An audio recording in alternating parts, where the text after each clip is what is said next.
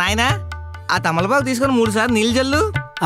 నేను తమలపాకు తీసుకుంటాను, మా ఆవిడ వాటర్ జల్లుతుంది. సమానం. ఆపు. ఎలగలో తగలడు. పోయి తల్లి ఈ అగరబత్తులు 2 వెలిగించమ్మా. ఏయ్, ఒకటి నాకు ఇవ్వు. మర్చిపోయావేంటి? సమానత్వం. ఒకటి నేను వెలిగిస్తే 2 నువ్వు వెలిగించు. కావాలంటే 2 మీరే వెలిగించండి. అలా వద్దు, సమానత్వం పోద్ది. నేను వెలిగిస్తే నువ్వు వెలిగించుకో. బాబు ఒక చిన్న ప్రశ్న, పొరపాటు నీకు తుమ్మొచ్చిందనుకో, సగం నువ్వు తుమ్మి మిగతా సగం ఎవరిని తుమ్మంటావేంటి? ఇదేదో బాగుంది పంతులు గారు, నెక్స్ట్ టైం ఎలాగైనా ట్రై చేయాలా? మళ్ళీ సార్ ట్రై చేద్దు గాని ఈ టెంకాయ కాస్త పగలగొట్టుకొని తీసుకురా నాయనా. సరే అండి.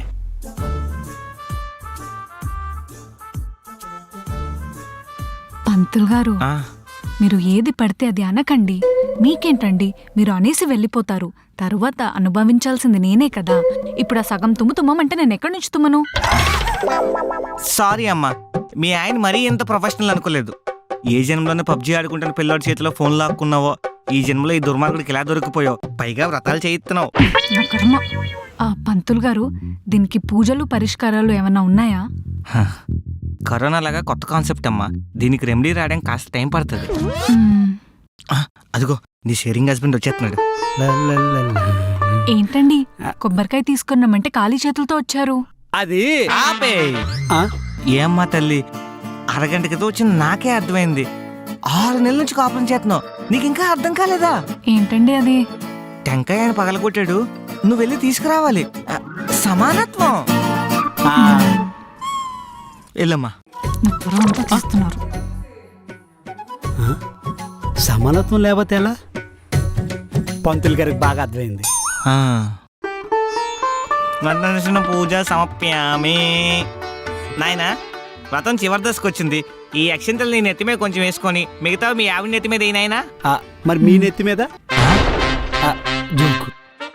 నీ పిండం ఇందా, నా నెత్తి మీద నేను వేసుకుంటా, నీ నెత్తి మీద నువ్వు వేసుకో. ఓం విఘ్నేశ్వరాయ నమః. పిల్ల పాపలతో చల్లగుండాలి నాయనా. All the best, all the best, all the best. Anju, మన నెత్తి మీద పంతులు గారు వేశారు కదా, ఆయన నెత్తి మీద కూడా మనం వెయ్యాలా. సమానత్వం. సమానం అయిపోయింది. ఈడి పిండం పందులెత్తుకెళ్ళా. సమానత్వం పేరుతో ఒట్టి మీ భారీగా శాడిజం చూపిస్తున్నావు అనుకున్నాను, మొత్తం ప్రపంచానికే చూపిస్తున్నావా? అంజు, మన షేరింగ్ కాన్సెప్ట్ పంతులు గారు బాగా ఎక్కేసింది. ఇక నుంచి వాళ్ళ ఆవిడ దగ్గర కూడా ఇదే అటెంప్ట్ చేస్తారు. అంత లేదు నాయన, ఆవిడ మీద నేను అటెంప్ట్ చేశాను అనుకో, ఆవిడ నా మీద మర్డర్ అటెంప్ట్ చేస్తుంది. అందరికి ఇలాంటి మహాతలు దొరుకుతుందా? సరే, 3 సార్లు ప్రదక్షిణ చేయండి. సగం వాటిని షేరింగ్ తగలెట్ట ఆవిడ 3 సార్లు తిరుగుతుంది, నువ్వు కూడా తిరిగే. సరే, 3సారి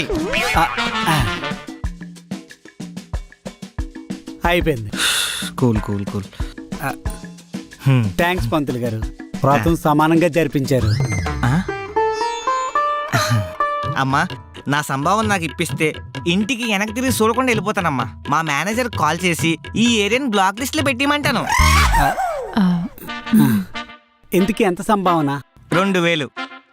ఫోన్ పే ఉందా? నువ్వు కాల్ చేసావు కదా నాయనా, ఆ నెంబర్కే. అంజు, నా 1000 రూపాయలు నేను కొట్టేస్తా, నీ 1000 రూపాయలు నువ్వు కొట్టే.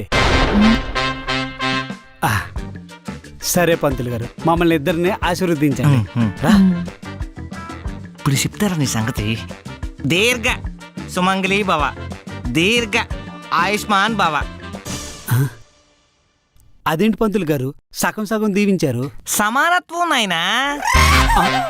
ఇప్పుడు సంభావన ఇద్దరు కలిపిచ్చారనుకో, ఇద్దరిని కలిపి దీవించేవాడిని. షేరింగ్ ఆటోలో ప్యాసింజర్ లాగా ఎవరిది వారు ఇచ్చారు కదా, అందుకనే షేరింగ్ గా పంచాను.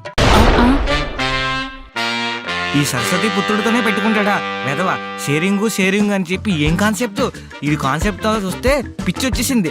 వీడి పెండాలని కాకులు కాదు కదా, పందులు పందికొక్కులు ఏవి ముట్టుకొని సావు.